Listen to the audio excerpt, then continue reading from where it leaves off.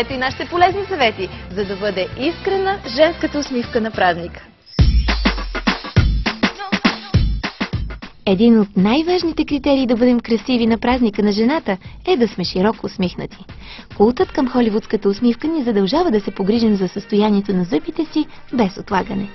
Избелването отдавна вече не е привилегия само на звездите. Всеки може да се заслепи в огледалото от собственото си отражение на снежно бели зъби, и то в домашни условия.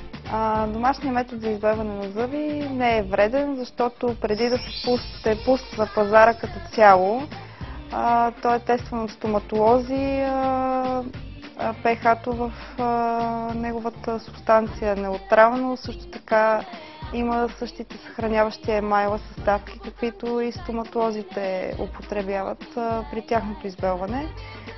Дори пропуснах да отбележа, че активната съставка, която избелва зъбите при домашни условия, при стоматолозите е най-съща.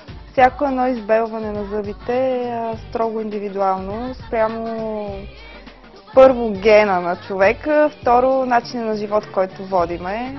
Дали пушим, пием кафе, употребяваме червено вино и други отцветяващи храни и напитки. Оттам нататък всяко едно избелване е от 2 до 6 нюанса. В домашните системи за избелване обикновено има силиконови термоформиращи се шини и шприцове. Като силиконовите шини, както и стоматологичното избелване, са предназначени за да вземем отпечатък на нашите зъби, като ги потапяме в гореща вода, за да омекнат.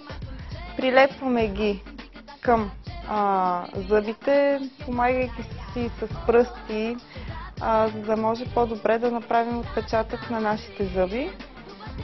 След това ги оставаме да се втвърдат. Тази процедура е еднократна и оттам нататък единственото, което се изисква от нас е да правим, да си отделяме време и да слагаме нужната доза от гела за всяка една процедура за избелване. И това е обикновено избелването, престоя с геловете за домашна употреба около 30 минути. Всяко едно избелване, дали ще е при стоматолог или домашно, обикновено се прави веднъж в годината.